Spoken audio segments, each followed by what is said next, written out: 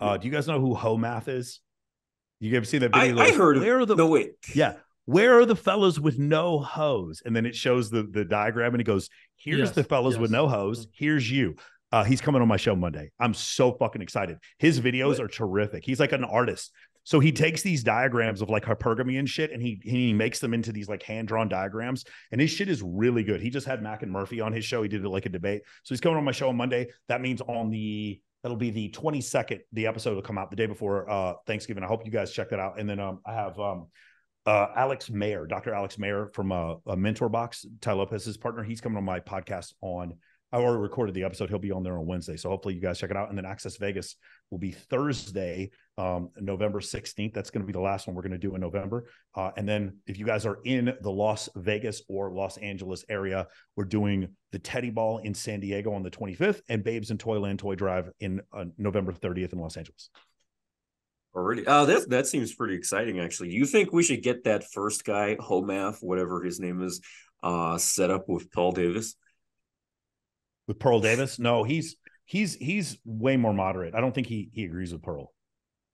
Oh, damn. Well, never mind. Yeah, so the problem is here's the truth, and then here's a little bit of misogyny. And there's a couple of us that don't do that. Like Sosnick doesn't do it. I don't do it. Fucking Homath doesn't do. There's a couple guys like that don't do it. Then there's the guys who are a little bit to the left of center, and that's like Alex Date Psych and fucking what's his face? Chris Williamson. Like they're trying to give dating advice, but like so that your girlfriend still likes you. They're like Chris Williamson's trying to be the dating coach that your girlfriend approves of. That's what he's trying to do right now. Mac and Murphy is like that. You might see Joffrey Miller or guys like that.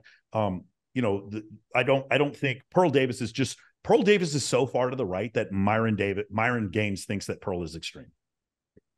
I mean, she just talks a lot of shit, to be fair. Alex from Date Psych, he just seems like he's just reviewing literature from what I've seen. Right? Or does he actually give dating advice? No, he reviews literature, but then he pokes fun at other content creators in the space.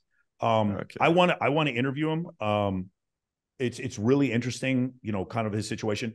I thought he was a PhD student. Apparently he doesn't even have his bachelor's in psychology. I don't really know what his whole deal is. I find it very fascinating. But what I do like is that he's doing a lot of work, but he seems to be doing work specifically to just try to disprove that there's a dating crisis. So I don't think it's Date Psych versus Red Pill. I think it's Date Psych versus Scott Galloway. I think it's Date Psych versus Richard Reeves. I think there is a dating crisis. And if he doesn't want to admit it, then that's fine. But that's what I would like to debate with him. There is a problem. There are guys having difficulty. They're falling when they don't have the requisite skill set. They used to fall a little behind. Now they're falling way behind. That is a real thing. And so what has he said about what exactly has he said just briefly about there not being a dating crisis? We talk about, so basically, the statistics about 28% of men between the ages of 18 and 30 have had zero sexual partners, which is true, but it's a bit misleading because once you get to like 28, 29 years old, the number becomes like 8% or 5%. But once you're around 18, 19, 20, it's about 15%. So if you average that out, it ends up being like 28%. Well, the thing is where I do understand what he's saying, that number increased once the iPhone came out. Same thing with the number that shows zero sexual partners or zero sexual partners in the last year between the ages of 18 to 30. And this study went from 20 something, 2010, all the way to 2018.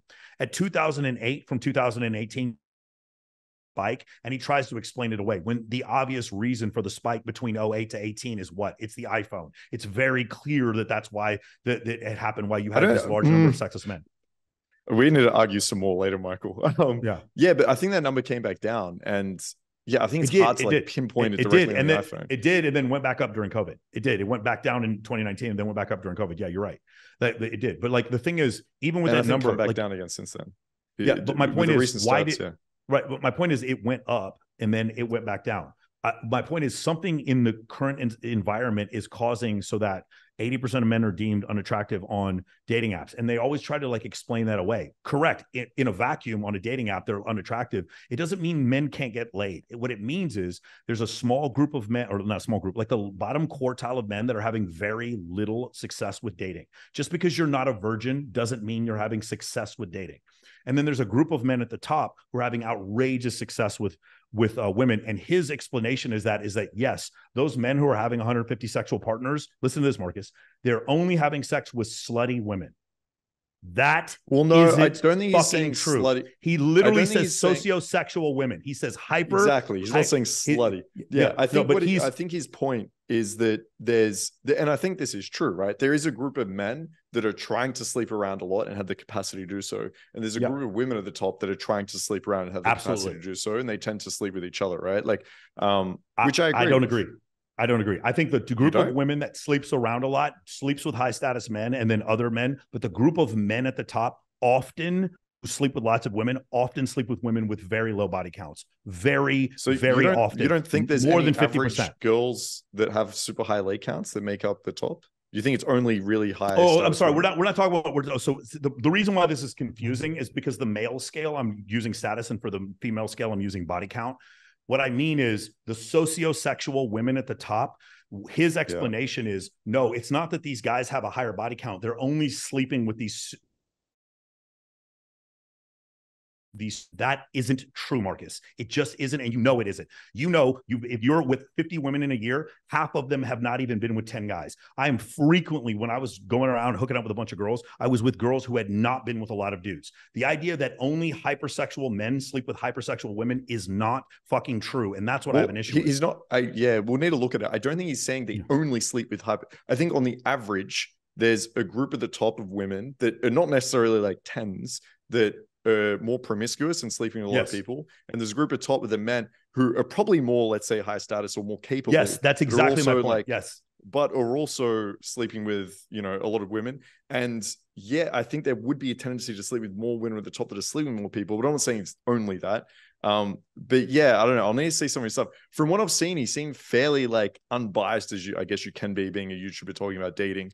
And I like that he corrected a lot of like red pill stats. Like I think a lot of like red pill stuff point to these two studies of, but he's not correcting. We're quoting the study. What he's doing is providing nuance to the study and then acting like red pill people are saying that 1% of men are sleeping with 60% of women. No. What he's doing is adding nuance to the study. What I'm saying is Rollo Tomassi never said that 20% of women are sleeping with 80% of the men. He's saying he did. That is a straw man. That isn't I didn't see exactly what he said about Rollo. When I say correcting, I'm talking about like red pill in general that use these two studies to make like these wild claims that are usually not true. Like the study about the amount of sexual partners leading to divorce, I think is one of them, that they wildly misrepresent. And even in that study itself, they talk about the reasons as to why, which kind of it disproves essentially what the red pill say about it. But anyway, we can maybe we can chat about this again. So I just think this is strange. Like there's the study you're talking about women who had cheated in a relationship and women who hadn't. The women who had cheated in a relationship. Well, I think it was not cheating. I think it was divorce. The one I'm talking about is the Family Institute. What the GSS one that just came out in 2021, women who had cheated in a relationship. By the way, I had some super anti-red pill people I was talking to, and they even agree with this study. Women who cheat in a relationship have 230% the sexual partners of women who didn't. In this study of 7,000 women, that is a positive correlation. Can you send me Can you send me the study? I haven't seen this one. Yeah. The problem is the name. I can Google it. Yeah. Like the problem is like. The reason why I don't think he's being biased is I agree to the study where it's 178% higher probability of getting divorced if you marry someone who's 20 years younger than you. That I accept that. That doesn't fit with a red pill narrative. I'm fine with that. Will Date Psych agree with the narrative that women with higher body counts make worse partners? That's what I'm interested in seeing. Okay. Because I don't think he will. I'd be honest with you. I really don't think he will. I think he is very much what they're doing is because Date Psych and Chris Williamson want to be part of the whole thing that what's the professor from I can't remember his name, the guy who cries on camera, Jordan Peterson. Because they want to be part of the they want to be. I think because he doesn't casually cry on camera. Yeah, I think because Date Psych and Chris Williamson want to be in the Jordan Peterson camp, they're doing anti-red pill shit to try to fit in. I don't like. I refuse to disagree. believe. Like to me, it just seems very like unbiased reviews of literature. Is like the way I see it. Like maybe he is biased a little bit that way, but I would say like way less biased than I'm seeing from like the whole red pill space combined, to be honest. But I guess like that's my opinion. But no. If we're talking, okay, we're talking.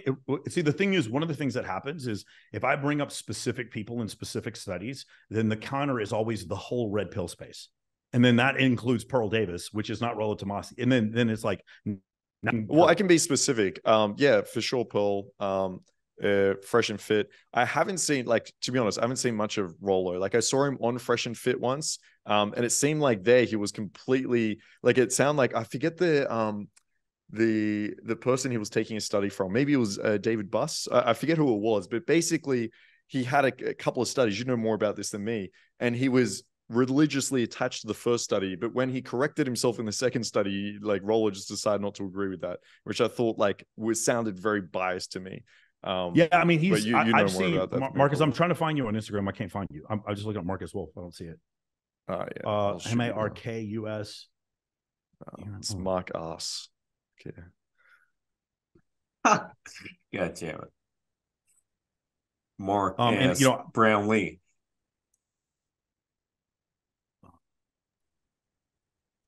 So there is one other reason why, and that is so he had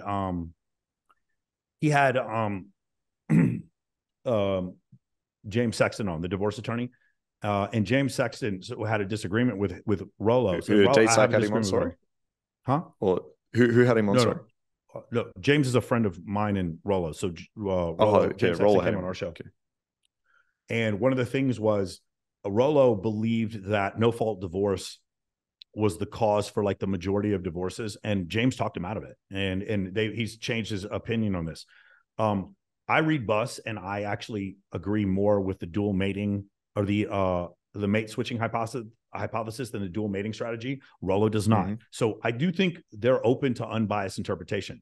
The thing that I think where things are getting kind of twisted is like what'll happen is the guys on that side of the aisle, on like say the Chris Williamson Date-Psych side of the aisle, are saying things, and then specifically in their when they do their quote tweets, throwing fucking Molotovs at the red pill people. And then when they do so, they don't know they're specifically attacking Rollo, but Rollo will have not said what they're referring to, and they'll be referring to Pearl.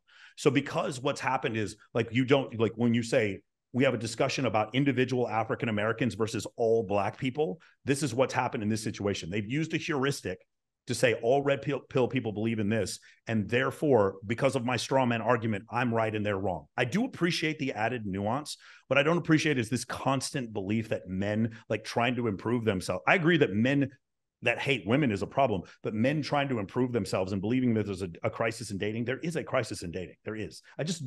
There's just so obvious. I mean, but even you don't consider yourself red pill, right? Well, do you? I don't consider myself a red pill in that no one should really consider themselves red pill. It's like, it's not. I think we all know, like when we think of red pill, I think we know what we think of. It's changed, right? Like when we all think of red pill, we're picturing those fucking incels that hate women, or at least like that's, yeah. I mean, that's and by the way, I think that in a lot of cases is propaganda by people who didn't like red pill. It was feminists going on their podcast, like kill all women, saying that type of shit. And I think the meme kind of spread. But there was some truth. But here's the problem. There's a reason why all the, sorry, go on. No, what I'm saying is Christ, Christianity, and the church. What happened was the church, the congregation of the church, which doesn't necessarily follow Christ or Christianity, is the same thing in red pill. If you're talking about the majority of people who comment on these videos, yes, there's some horrible fucking misogynists here. And the total mass of those people outweighs the people who are actually giving the prescriptions. And so from that standpoint, then yes, for sure. It's terrible. Yeah, but a lot of those prescriptions are pretty shitty by a lot of people in this space. I think that's like why all of us, like you included, are like distancing, like we're not red pill. Like Alex Playing with Fire as well, very clear, like we're not red pill. Even was it Andrew Tate recently like came in and said, I'm not red pill, right? I think there's a reason why. And it is because a lot of people in those spaces that are becoming popular are the ones spreading these like shitty prescriptions and are analyzing this data in like really bad faith. And that's why I just like how the stuff that I've seen from Date-Psych, I'll be honest, I've seen like 4 of his videos. It's not like I've seen everything. So just maybe he's got some videos that are wild and are super biased that I haven't seen. I don't they think just he's seem super... like they're Yeah, I don't think he's super biased. I do think he's a little bit biased. Like, for the most part, I do appreciate the fact that he's putting in a bunch of work, but I do think he wakes up in the morning thinking, what's it? Because he's not very viral. He doesn't have like a ton of followers. Yeah, I mean, small channel. Do you mind sending me like a video that you think is like a little bit biased, and I'll have a look, because I might change my mind. Could you go on his Twitter? It's just one thing. It wasn't that the video was biased. It was he said, hey, all these red pill guys are seething. And in the video, the guy who asked him the question straight up says, these red pill guys saying that 20% of women are having sex with 80% of the men. And it's like that, or 20% of the men are having sex with 80% of the women. And no one said that. And so it's just become this very easy, straw man. So it's like when they hear something they don't agree with, then it's those red pill guys, and then they exaggerate what they said. I'm not exaggerating what Datesite said. That's the difference, right? I mean, is it not being red pill guys saying 20? I've heard the 80-20 rule so many times. I've heard that. So this is where it gets confusing. There is a Pareto principle that refers to 20% of whatever getting 80% of whatever. Yeah. And I've heard people apply that to dating. Yeah. So there's a Tinder. There is a Tinder study that shows that 20% of men are getting 83% of the right swipes. So that fits in with the Pareto principle. But what's the lost context is that when you meet a man in person, his physical attractiveness is not all that matters. On Tinder, it kind of is. And so that's why those numbers are skewed.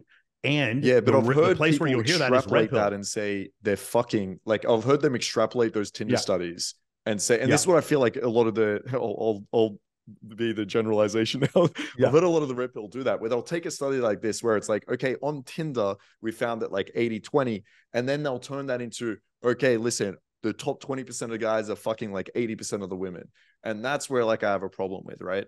But yeah, let me try to find his tweet later. And now there's a lot of guys at the top who are having sex with a disproportionately high number of women, for sure. And women overlap. Yeah, of course. Women will have sex with multiple guys on different rungs of the strata. But if you tell me the top 20% of guys had sex with somewhere between 45 and 55% of the women, I might believe that. I might believe that's true. That sounds more believable. I don't think it's 80. But the problem is like, that's still a crisis. And my point is that it's a crisis. My point is not how much those numbers excel. Oh, I'd agree there's a crisis. Yeah. I'd agree. I just think it's a long-standing crisis. It's like my opinion being this. Like, I don't think it's like popped up like just recently. I think for a long time, men have like struggled with women, struggled with dating. We can see that. I mean, look at the divorce rates. You don't need, it's been shitty divorce rates for a while. Again, you doing that, you saying what you just said right now, Marcus, he'll do a video debunking you. That's what I'm telling you. Datesite will be like, well, the divorce rate thing is not actually accurate because of blah, blah, blah, blah, blah, blah. And I'm like, okay, that's fine. I need to see the numbers. And like, then he extrapolates at the end and he's like, well, we're just seeing like, normally what happens is guys are hooking up with girls on a regular basis. And I'm like, no, that part is the extrapolation. There's no data behind what you just said. And so that's where I'm getting. There's no data behind sorry, what did he say? I'm getting way too vague here. He did another thing where he was talking, Datesite did something about like, the men at the bottom having zero sexual partners. Once they get to a certain age, then they start hooking up with people in their same socioeconomic class. I don't want to misquote him, but it was something to that effect. And I was like, and my response to that is like, you had sex with one girl in 5 years does not mean that there isn't a crisis in dating. That's my issue. Yeah, I agree with that. You can't just look at incel numbers to go off it. I agree. I agree. We're like the Spider-Man meme. I'm saying you're exaggerating and you're saying I'm exaggerating. And we're just like pointing at each other and saying that. And my point is, I'm not saying 80% of women are sleeping with 20% of men. I'm saying there is a crisis. I'm saying there is no reason. If you want to say Andrew Tate misled people or whatever, Andrew Tate doesn't exist if there is no crisis. Andrew Tate doesn't exist if there isn't a group of men that felt they weren't being listened to. Even if you think his message was wrong, these things don't exist. So he's saying there's no crisis. Is that what he's saying? No, but I haven't heard specifically him say those words, but he keeps putting when that is the ultimate. You have to understand, it's Rollo. I don't really listen to a lot of the people. I just talk to Rollo every week. Rollo thinks there's a dating crisis, and he doesn't go over specifically. He's not doing the numbers quite at the same time. Rollo is way more interested in divorce rates than he is as far as like the hookup culture part of it. And then he's like, marriage is good, but the way we do marriage right now is wrong. That's not an extremist position, Marcus. That's not. But when I listen to other people describe Rollo and Red Pill, then it's nothing but extremist positions. And so my point is, they're saying it's two teams playing in the NFL, and both teams are saying we're not getting any calls, and they're exaggerating the other team's call. That's where we're at right now. And my point is, I would like, here's the ultimate difference, Marcus, is that the people on their side don't want to come talk to us, but we want to talk to them. I told you before, Chris Williamson hit up Myron Gaines to hang out in fucking Miami, but wouldn't come on the show. Frequently, I'm texting back and forth with Gad Sad, but they don't want to come on. But Dr. Buss will. Why will Dr. Buss come on? And the other thing I want to ask you is, why did it take Joe Rogan years to have Dr. Buss on? It's because the things he talks about are uncomfortable. Like, I just could not understand how a man who literally has a fucking ape, an ape on his logo, hairless murder apes, the whole study of that being evolutionary psychology, having the #1 evolutionary psychologist in the world 4 blocks away from his studio, him taking 6-7 years to have Dr. Buss on. That, to me, it goes back to what I'm saying before. If you read Dr. Buss's stuff, the dating crisis stuff that's what comes up from it. And so that's the reason why I think he didn't want him on. I don't think he was interested enough to have him on. I don't think that. Yeah, which is fair. I don't think. Yeah. I don't. And I feel like academics, to be fair, like I feel like academics traditionally aren't on like these popular podcasts and stuff. One, they just come off as like super boring. Joe, and they're like Joe Rogan has a lot of academics. Joe Rogan has a lot of academics. But like my point was, he goes on. But he has like some. Like, he doesn't have mainstream academics. It's usually like the fringe, like crazy beliefs, right? He'll get like Pinker on or what's his face? He's not a mainstream academic. Neil deGrasse Tyson. Like, he'll have some mainstream academics on there. Oh yeah, true. Yeah. But again, he's like exciting, right? Like, he is a media academic. Like, really, when we think about it, like, I think like someone like, if we're just pulling up like evolutionary psychologists or something, like I think for the most part, I can understand, I guess, why either the academics don't want to come on, or why like you wouldn't want to have them on. I could see that. But yeah, someone like Neil, what's his name? Neil deGrasse Tyson. Like, he's exciting. Do this. Fun, you know? Do this real quick. Marcus, here's a little piece of research. Look up a paper that was written, and it's called why haven't incels been more violent, or why hasn't there been more violence from incels? Look at the paper and look at the methodology for finding the incels. They go to one website and they literally have a lot of these. There's an incel website is usually where they get a lot of these studies. All the incel studies are usually done from one incel website. Beautiful. Does that sound like good faith to you? But I mean, what do you want them to do? No, they could literally go to the people's audiences and ask them, how, or any of the rest of you identify as incels. There's a bunch of different ways they could do it. But I mean, a lot of studies in terms of their methodology are going to be a little bit poor when we're talking about sampling, because they don't have like a huge, but like, if I was going to do a study on incels, I'd probably go to the incel website where everyone signed up and they're all incels. It's easy to access. It's limiting. It's one incel every website. Study's limited by sample. It's one incel website. I'm saying they could have done some better methodology here. That's my point. Yeah, I mean, of course, every study, right? Like, there's a lot of studies, like even the one you linked to me. I'm sure if we look at the methodology of the 7,000 people, like there's probably some sampling bias here, right? Like, it's just the reason. The reason why I like that study is because even if there's sampling bias and it's 150% more sexual partners, that's still a correlation. It's 230%. Yeah, true. I mean, I haven't read it yet, but I would. It's 230%. And you can also slightly like what do they call it, like fix for the sampling bias and stuff like that, right? Yeah. But I mean, anyway, we agree that there is a crisis. Rollo's one of my good friends. I feel like he gets attacked. He catches fucking stray arrows when he didn't do anything, and they come after him. And so that's he said Rollo said 80-20. Is that the no? He didn't say he didn't say Rollo said 80-20. He said people in the red pill were saying 80-20, and I haven't heard anyone say that. If they are, then I haven't heard it. I think Pearl might have as well, actually. Okay, so then here's the problem. The people who control red pill do not accept Pearl, and yet Pearl speaks for them. There's the additional problem. Oh, who doesn't accept? From what I've seen, there's a lot of support for Pearl. From what I've seen, no, there's definitely a lot of support for Pearl, and I like Pearl personally. But I'll tell you right now, Myron does not, and neither does Rollo. And like a lot of people in that space do not accept her, like academics, like those guys don't. I'm sorry, DJ academics, like that whole sect, they definitely do not accept Pearl. She's very confused why they don't like her so much. I guess it's just a matter of like when he says the red pill. he's probably speaking the red pill the same way I would. And probably the same way you would when you're like, I separate from it a little bit. I think what's happening is like when he said red pill, you were like, oh fuck, he's like aiming it at Rollo, which maybe he was. Like, I don't fucking know. I'm not like defending this guy specifically, but I do like, I'm just looking up Pearly Things 80-20, and it looks like, but just Pearly Things claims it solely that women would not be selected because of the pill also stays the 80-20. Sure, which one is it?